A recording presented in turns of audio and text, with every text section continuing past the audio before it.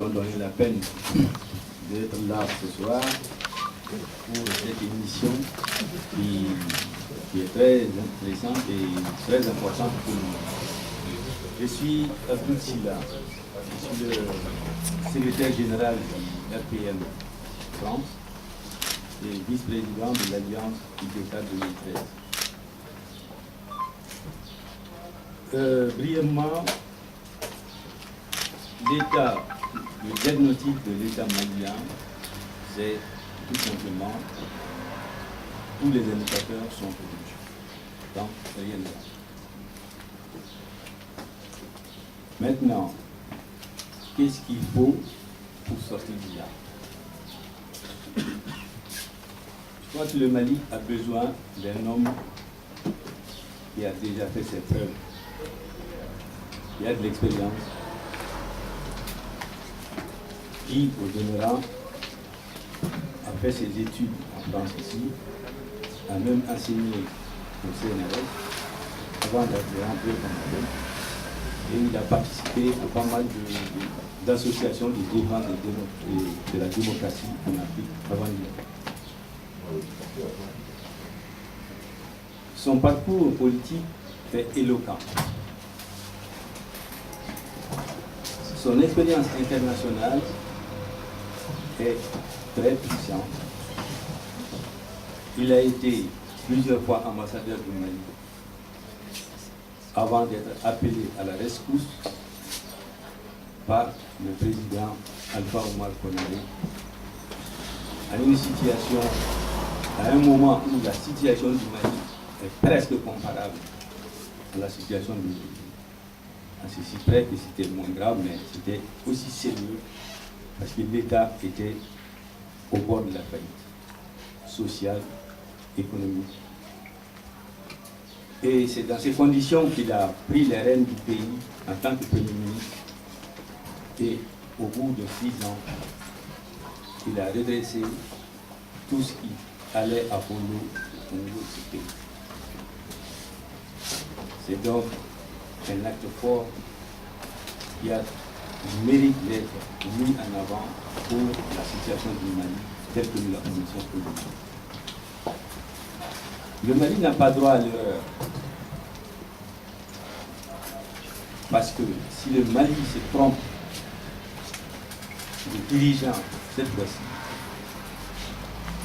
je vois que le réveil sera hyper dur.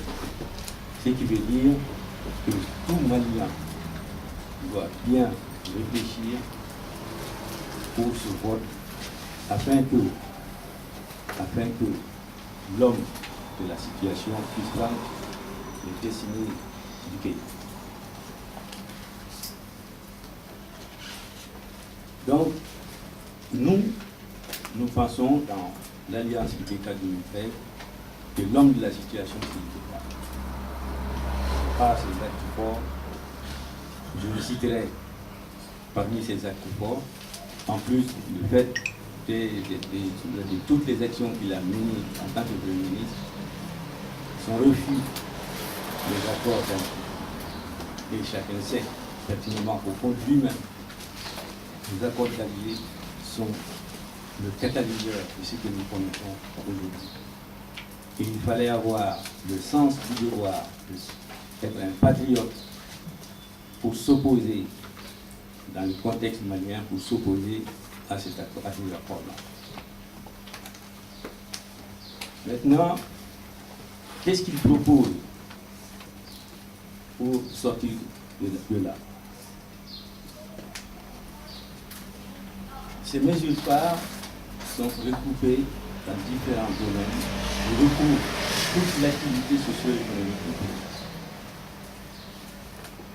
Je veux dire la paix, la sécurité, la réconciliation. Je propose des assises nationales du Nord. Parce que chacun sait que c'est dans cette partie du Mali que pas mal de conflits et de crises ont pris naissance. Retour de l'administration malienne et des services de base dans le Nord. Retour et réinstallation des réfugiés.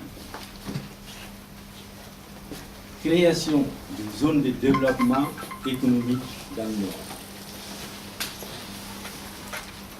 Création d'un institut de prévention des crises et des conflits.